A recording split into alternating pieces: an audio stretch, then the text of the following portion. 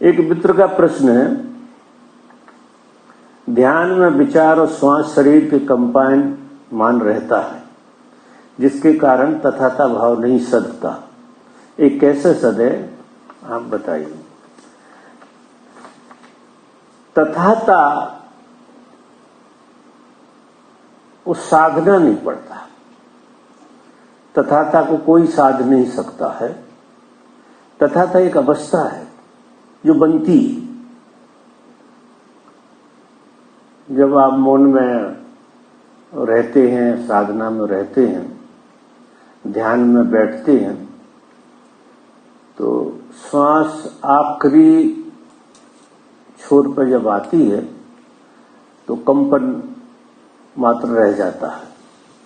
ऐसे श्वास नहीं है, कंपन रह गया हो, ऐसा कुछ हो जाता। लेकिन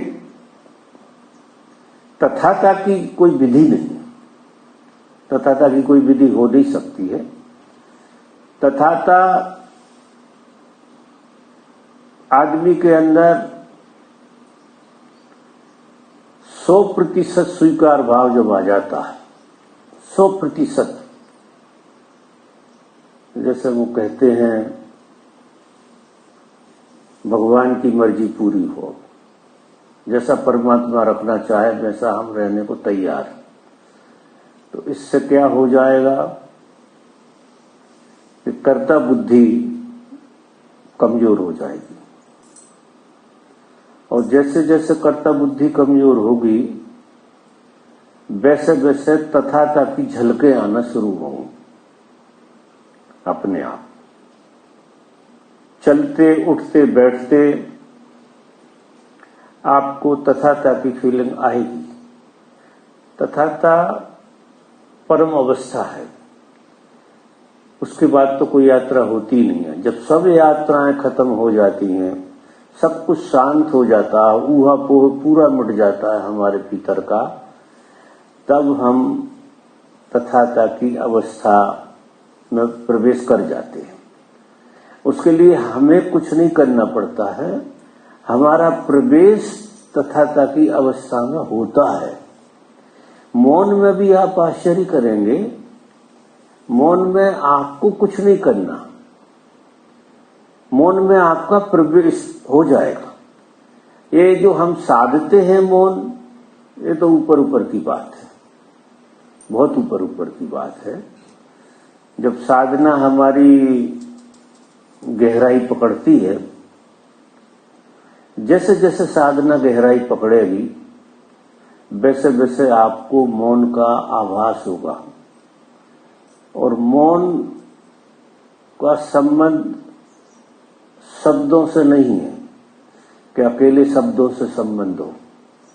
मौन बहुत बड़ी चीज है। दिखाई ऐसा देता है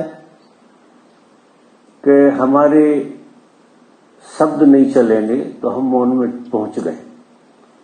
शब्दों को रोका भी जा सकता है, हठयोग से भी रोका जा सकता है, फिर भी मौन नहीं घटेगा। विचारों को भी रोका जा सकता है ट्रिक से, लेकिन फिर भी मौन नहीं घटेगा। ये तो साधना करते करते करते करते लय होते हैं, हमारे शब्द लय होते हम में, और हमारे विचार भी हम में लय होते हैं। शब्द उठेगा, आप में ही लय हो जाएगा, वो बाहर आ ही नहीं पाएगा। इतने मौन ने पकड़ लिया है उसे कि शब्द पूरा वाक्य नहीं बन पाएगा। साधना में ऐसा होना भी चाहिए कि शब्द पूरा का पूरा वाक्य ना बन पाए, इसके पहले गल जाए, इसके पहले जागृति आपकी इतना ढंग से काम कर रही है कि आपने शब्द को उठने के पहले ही जागृति में डाल दिया। जागृति से जैसे ही देखना आप शुरू करेंगे, शब्द लीन हो जाएगा उसमें। ऐसे ही विचार लीन होते रहेंगे, और विचार धीरे धीरे धीरे धीरे करके तुम में ही गलने लगेंगे। इसी तरह से भाव गलने लगेंगे, इसी तरह से शब्द गलने लगेंगे, और ये सब कुछ ठहर जाएगा। सब कुछ जैसे जिस केंद्र से उठ रहा है, ठीक उसी केंद्र पे ही खत्म हो जाए, वो उठ ना पाए। ऐसी स्थिति जब बनती है तब मौन घटता है। और मौन जिसको घट जाए उसके जीवन क्रम में तथाता आ जाता। मौन के बाद तथाता का हमारा प्रवेश तथाता में हो जाता, हम तथाता में पहुंच जाते। तो जल्दबाजी मत करो, अच्छा हो रहा है, वहां तक तो पहुंच जाते हो कि स्पंदन रहते हैं सांस के, ज्यादा ऊहापोह नहीं रहता लेकिन स्पंदन रहते हैं, और वो स्पंदन से कंपन होता है, थोड़ा सा कंपन होता है, और उसके कंपन के साथ चोट लगती है तो विचार चल जाते हैं। तो जब तुम धीरे धीरे बैठोगे और गहरे बैठोगे, इसमें क्या करना है कि तुम्हारी बैठक को लंबा करना है। जो जैसे तुम ध्यान में बैठते हो, अभी 1.5 घंटा बैठते होगे, 2 घंटा बैठते होगे, धीरे धीरे करते करते आप इसको बढ़ा लो, वहां तक पहुंचा दो आपकी साधना को जहां उस बिंदु को वो छू ले, मौन के बिंदु को छू ले। हम क्या करते हैं कि साधना में बैठते हैं, सब कुछ करते हैं, लेकिन मौन के बिंदु को तक हम जाते नहीं है। या तो हमारा शरीर कुछ करने लगता है, या हमारी बुद्धि कुछ करने लगती है, या तो बुद्धि कहती है कि बहुत टाइम हो गया, उठ जाओ, या शरीर में इरिटेशन आने लगते हैं और हम उठ जाते हैं। तो साधक को बुद्धि की और शरीर की सुनना नहीं है, ना तो शरीर की सुनना है, तो उसको बिल्कुल मूवमेंट रहित कर देना, और ना बुद्धि की सुनना है कि बुद्धि कितनी तनाव पैदा कर दे। बुद्धि तनाव पैदा करती है, इधर कितनी तनाव पैदा कर दे, लेकिन हमें बुद्धि की नहीं सुनना, हमें बैठे रहना। तो करीब करीब साधक 3 घंटे तक अगर अपने बैठने को ले जाता है, एक आसन में 3 घंटे बैठने की प्रक्रिया अगर आपको सदती है, तो आप मौन के बिंदु को छू जाते हैं। मौन के बिंदु को आप पहले भी छू सकते हैं, लेकिन ज्यादा से ज्यादा 3 घंटे अगर आप बैठेंगे तो जरूर छू सकते हैं। तो ये संकल्प करके हमें बैठना है कि हम बैठे हैं, और हमें जब तक मौन का बिंदु छुएगा नहीं, जब तक हमें बैठना है, ये आखिरी काम है। ध्यान जब भी बैठो तो ये संकल्प लेकर बैठो कि ये आखिरी काम कर रहे हो आप। तो अब उसके जो परिणाम है, अगर उसके परिणाम आप पे नहीं आ रहे हैं तो आपको बैठे रहना, और उसका पीरियड ज्यादा से ज्यादा 3 घंटे का है। कोई को 2 घंटे में भी वो बात बन सकती है, किसी को 1.5 में भी बन सकती है, लेकिन 3 घंटे में हमारा क्या एक शरीर का एक क्रम है, उसकी सेटिंग है शरीर की। तो पहले हमारा शरीर रिलैक्स होगा, उसमें 1-1.5 घंटा लग जाएगा शरीर को रिलैक्स होने में। फिर अगर हम बैठे ही रहे, सुनी नहीं, तो हमारा मन रिलैक्स होगा। मन भी धीरे धीरे धीरे, क्योंकि मन का शरीर के कंपन से बहुत संबंध जुड़ा रहता है, इसलिए साधक को मटकते हुए नहीं बैठना। अब वो ध्यान में भी बैठा है और नाक भी खुजा रहा है और परवट भी बदल रहा है, सब कुछ कर रहा है, तो वो तो टाइम पास कर रहा है। एक तरह से देखो तो समय पास हो रहा है। लेकिन साधक अगर बैठ गया तो बैठ गया, तय कर लिया कि मैं, क्यों, मुझे अंतिम काम, संसार में जितने भी तुम्हारे काम हैं वे सबको हटा दीजिए, आखिरी काम आपका बचा है। तो आखिरी काम देखो, संसार में हम कोई काम करते हैं तो उसके परिणाम को देखते हैं कि नहीं। अगर वो परिणाम नहीं आता तो हम करते रहते हैं, करना ही पड़ता है। जब तक पेट नहीं भरता भोजन करना पड़ता है, प्यास नहीं बुझती है तो पानी पीना पड़ता है जब तक, और भी जो भी काम होते हैं वो हमें कब तक करना पड़ते हैं, जब तक हमको वहां से सिग्नल नहीं मिलता कि काम पूरा हो गया, तब तक हमें, तभी मजा भी आता है। और बीच में अगर कोई चीज को छोड़ दिया आपने, खाना आधे में छोड़ दिया, तो आपको मजा तो नहीं आएगा, भूखे भी रहोगे और अतृप्ति भी रहोगे। तो हम क्या करते हैं, जिस तरह से खाना को नहीं छोड़ सकते, इस तरह से हमको बिना पेट भरे ध्यान को भी नहीं छोड़ना। ध्यान एक पर्टिकुलर जगह को छूता है,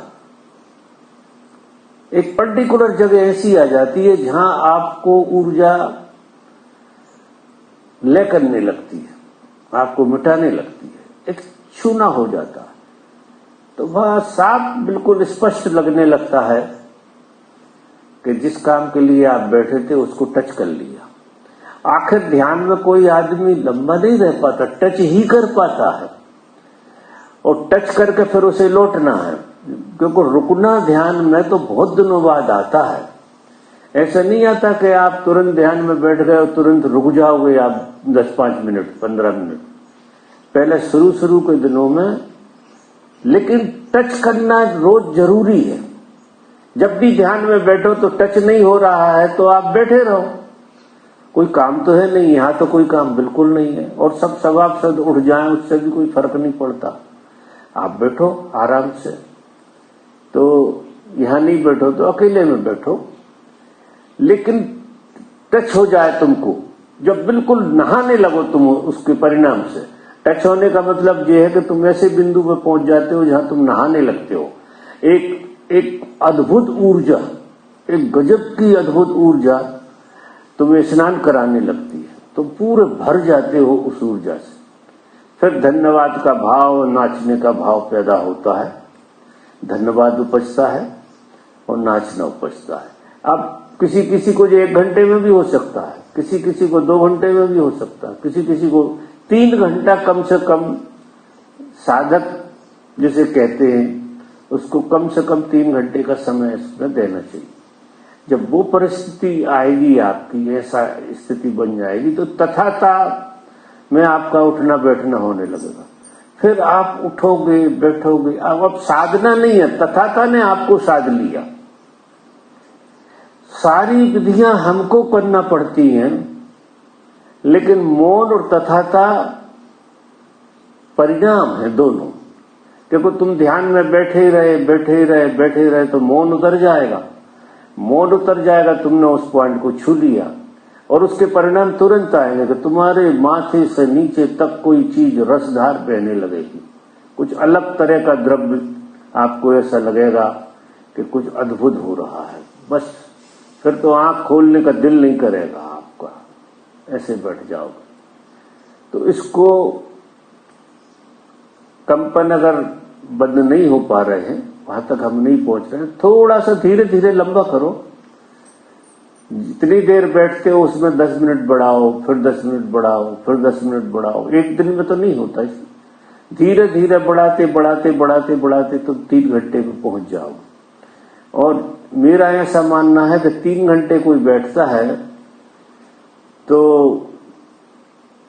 गेस्टाल्ट बदल जाता है। आपका गेस्टाल्ट 2 बार बदलता है। एक जब आप 1.5 घंटे बैठते हैं तो बदलता है, और एक 3 घंटे बैठते हैं तो बदलता है। और 3 घंटे बाद जो गेस्टाल्ट बदलता है वो साफ साफ दिखाई देता है कि कुछ अद्भुत हो गया। फिर आप उसको अहोभाव से जियो, परमात्मा को धन्यवाद दो और नृत्य करो। तो तथाता की कोई विधि नहीं है सीधी, तथाता एक अवस्था है जो साधक के अंतिम पड़ाव में उसको प्राप्त होती है।